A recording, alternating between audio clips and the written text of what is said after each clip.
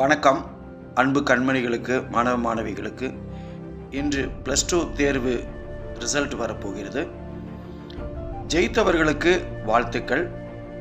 அதே நேரத்தில் தோல்வியுற்றவர்கள் மனம் தளரக்கூடாது. அதாவது படிப்பு அறிவே அதிகம் இல்லாதவர்கள் தான் சாதித்திருக்கிறார்கள். அந்த விதத்தில் பார்த்தால்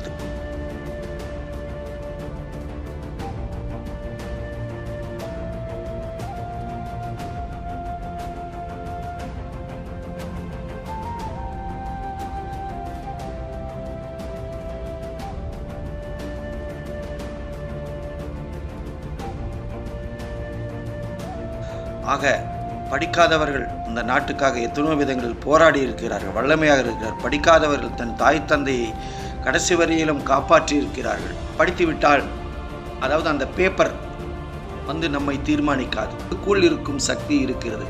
அது என்ன என்று நீங்கள் ஆராய்ந்து பாருங்கள், நீங்கள் வெற்றியாளராக வருவீர்கள். ஆம், இன்றைக்கு ஒரு மெக்கானிக் என்னதான் படித்திருந்தாலும் படிக்காத ஒரு மெக்கானிக்கிடம் தானே ஒரு காரும் பைக்கும் போய் நிற்கிறது. அவன் இல்லை என்றால் அது ஓடாதல்லவா? ஆக புரிந்து கொள்ளுங்கள். அதேபோல் வெற்றி பெற்றவர்கள் வெற்றி பெறாத நண்பர்களை ஆறுதல் படுத்துங்கள்.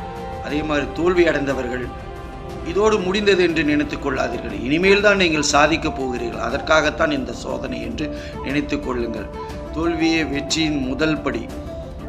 ஒரு உயிரின் பாதுகாப்பாளராக நான் இதை உங்களுக்கு தெரிவிக்கிறேன். நான் கூட அப்படித்தான். இன்றைக்கு அதற்கு மேல் அறிவு எனக்கு இறைவன் கொடுத்திருக்கிறான். அவ்வளவுதான். ஆக வெற்றி தோல்வி என்பது ஒரு பேப்பர் நிர்ணயம் செய்து விடாது. உலகக்கோப்பையாக இருந்தாலும் ஒரு நாள் உலக சாம்பியன் கீழே இறங்கித்தான் ஆக வேண்டும். இன்னொருவன் அந்த இடத்துக்கு வந்து தான் ஆவான், புதிதாக வருவான். ஆக எல்லோருக்கும் வாழ்த்துக்கள்.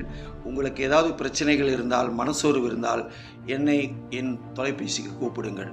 நன்றி.